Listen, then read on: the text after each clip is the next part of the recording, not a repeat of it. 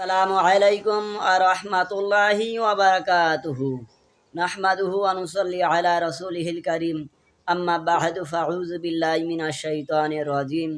আকিমুস সালাতা ওয়া আতুজ যাকাতা ওয়ারকাউ মা'আর রাকিন। সাদাকাল্লাহুল আলিয়্যুল আযীম।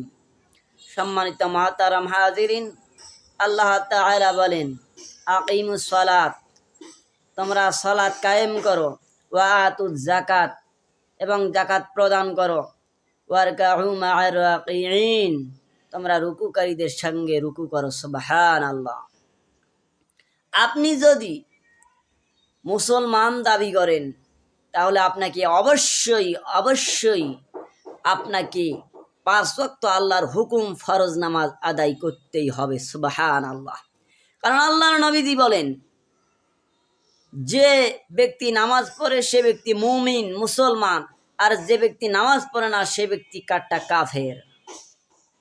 মুসলমান এবং কাফেরের মধ্যে পৃথক করার মাধ্যমটি হচ্ছে নামাজ।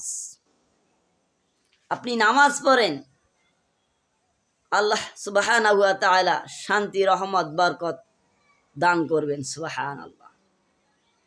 দিন মানেন, দিনকে আঁকড়িয়ে ধরেন। লা তাকরাবুস সালাত,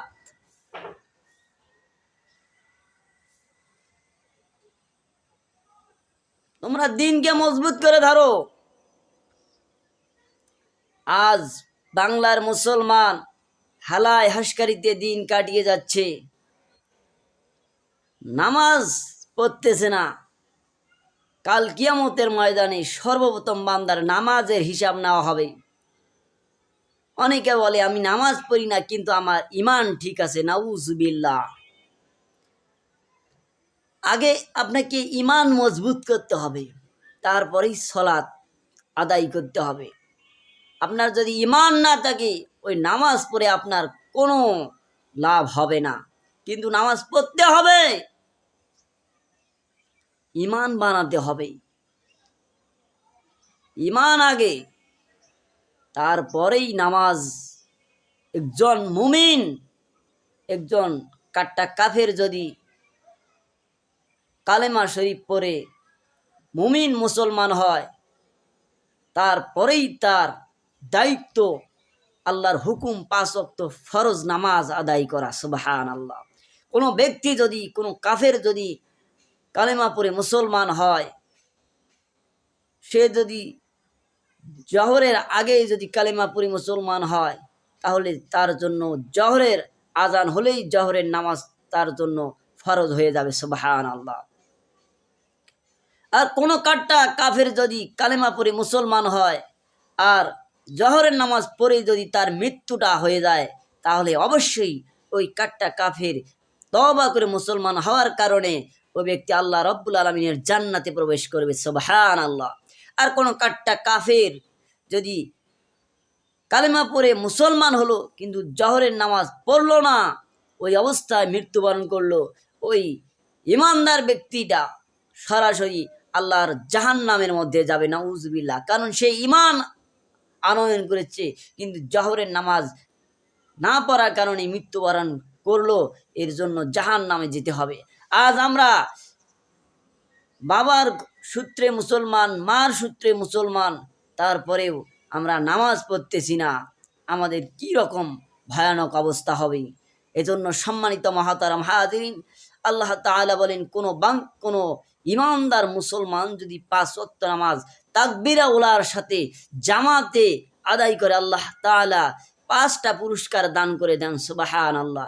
একটা হচ্ছে দুনিয়াতেই দিবেন, আর বাকি 4টা কিয়ামতের ময়দান আল্লাহ সুবহানাহু ওয়া তাআলা দিয়ে দিবেন। একটি দুনিয়াতে দিবেন, বান্দা তোমার রিজিকের অভাব আমি আল্লাহ দূর করে দেব। সুবহানাল্লাহ। আল্লাহু খায়রুর রাজিকিন, রিজিকের মালিক আল্লাহ। সে রিজিক নিয়ে আজ আমরা পেরেশানি করতেছি। আরে আল্লাহর হুকুম মানেন, নবীর সুন্নাত তরিকায় জীবন গঠন করেন, আল্লাহর মদদ, আল্লাহ সুবহানাহু তাআলা আপনাকে রিজিক দিয়ে দিবেন। সুবহানাল্লাহ। রিজিকের মালিক আল্লাহ, আল্লাহ আপনাকে রিজিক দিয়ে দিবেন। আপনি কেন এত টেনশন করেন? আপনি 5 ওয়াক্ত নামাজ পড়েন, আল্লাহর কাছে সাহায্য চান, আল্লাহ তাআলার কাছে সাহায্য চাওয়ার দুটি মাধ্যম, একটি হচ্ছে ধৈর্য আর একটি হচ্ছে নামাজ। এই ধৈর্য এবং নামাজের মাধ্যমে আল্লাহর কাছে সাহায্য চান, আল্লাহ তাআলা সুবহানাহু ওয়া তাআলা আপনাকে অবশ্যই প্রতিদান দান করবেন। সুবহানাল্লাহ। আর দ্বিতীয় নম্বরে পুরস্কার আল্লাহ তাআলা সুবহানাহু ওয়া তাআলা বলতেছেন, বান্দা তোমার কবরের আযাব আল্লাহ মাফ করিয়া দিবেন। সুবহানাল্লাহ। কবরের আযাব আল্লাহ মাফ করে দিবেন। কাল কিয়ামতের ময়দানে এই অন্ধকার কবর, সাপ বিচ্ছুর ঘর, পোকামাকড়ের ঘর, আপনি যদি ঈমান আমল নিয়ে কবরে যেতে পারেন, কবর আপনাকে ভালো ব্যবহার দেখাবে। আর কবরে যদি আপনি খারাপ আমল, বদকার, বেঈমান, বেনামাজি হয়ে যান, তাহলে কবরে আপনাকে শাস্তি দেওয়া হবে তিনটা। কবর এত সংকীর্ণ হবে, কবর এত সংকীর্ণ হবে, কবরের মাটি ডান পাশে চলে যাবে, ডান পাশের মাটি বাম পাশে চলে যাবে, আপনাকে কবর এমনভাবে চাপা দেবে। আহা, যে অন্ধকার কবরের সাথী নাই বাতি নাই। এজন্য এই কবর কাহারও জন্য হবে জান্নাতের বাগিচা, আর কাহারও জন্য হবে জাহান্নামের গর্ত। নাউজুবিল্লাহ। এজন্য আমাদেরকে ঈমান আমল নিয়ে কবরে যেতে হবে। আখিরাতের প্রথম মঞ্জিল ধাপ হচ্ছে কবর। যে কবরে নাজাত পাবে সে সব ঘাটিতে নাজাত পাবে, আর যে কবরে আটকে পড়ে যাবে সে সব ঘাটিতেই আটকে পড়ে যাবে। মান রব্বুকা, মান দীনুকা, মান নাবিয়ুকা, এই তিনটি সওয়াল প্রশ্ন আপনাকে আমাকে অবশ্যই দিতে হবে। আপনি যদি কোরআন মানেন, আল্লাহ রসুলের সুন্নত তরিকায় মানেন, যাই হোক, কবরে আযাব আল্লাহ মাফ করে দিবেন। 3 নম্বরে আল্লাহ সুবহানাহু ওয়া তাআলা মিজানের পাল্লা, তার নেকির পাল্লা ভারী করে দিবেন। সুবহানাল্লাহ। মিজান অর্থাৎ দাড়ি পাল্লা, আপনার নেকির পাল্লা আল্লাহ সুবহানাহু ওয়া তাআলা ভারী করে দিবেন।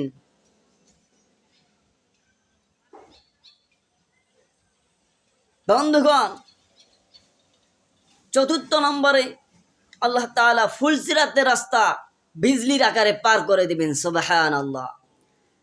30 বৎসরের রাস্তা, ফুলসিরাতের রাস্তা, চুলের চাইতেও চিকন, খুরের চাইতেও ধার। আপনি যদি নামাজিওয়ালা হন ও তাকিন হয়ে থাকেন, তাহলে ফুলসিরাতের রাস্তা বিজলির আকারে পার হয়ে যাবেন। সুবহানাল্লাহ।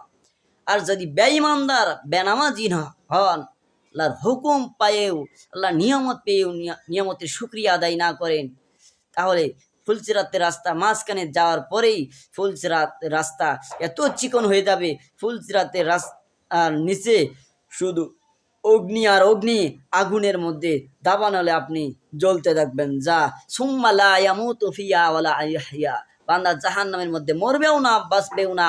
হুম ফিহা খালিদিন, চিরস্থায়ী সে জাহান্নামের মধ্যে শাস্তি ভোগ করতে থাকবেই।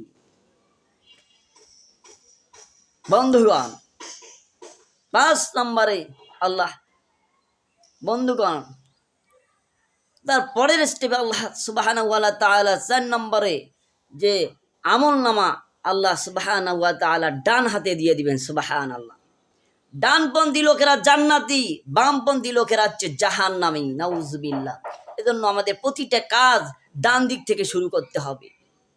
আমরা পানি পান করব ডান হাত দিয়ে, আমরা এই পাঞ্জাবিটা গায়ে দেব, হাতাটা ডান হাত দিয়ে ঢোকাবো, জুতা পরবো আমরা ডান পা দিয়ে, আমরা মসজিদে প্রবেশ করব ডান পা দিয়ে, ঘরে প্রবেশ করব ডান পা দিয়ে, সব কিছু ডান হাত দিয়ে।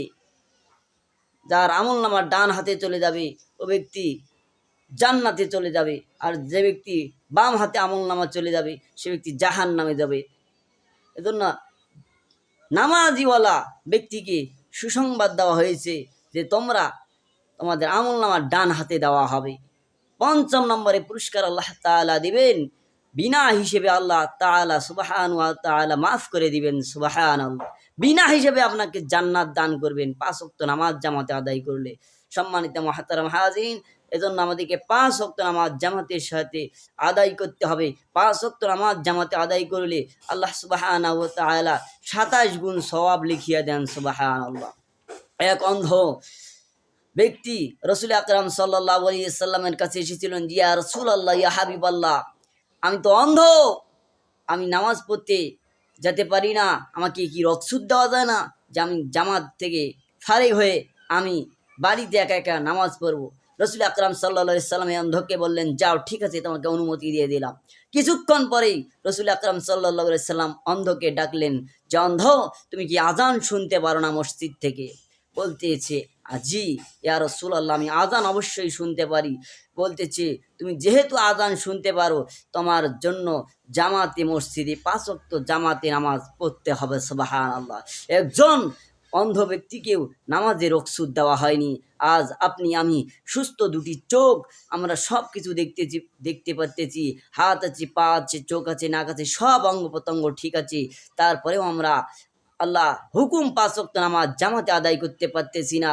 আল্লাহ আমাদের সকলকে 5 ওয়াক্ত নামাজ জামাতে আদায় করার তৌফিক দান করুক। আমিন। আসসালামু আলাইকুম ওয়া রাহমাতুল্লাহি ওয়া বারাকাতুহু।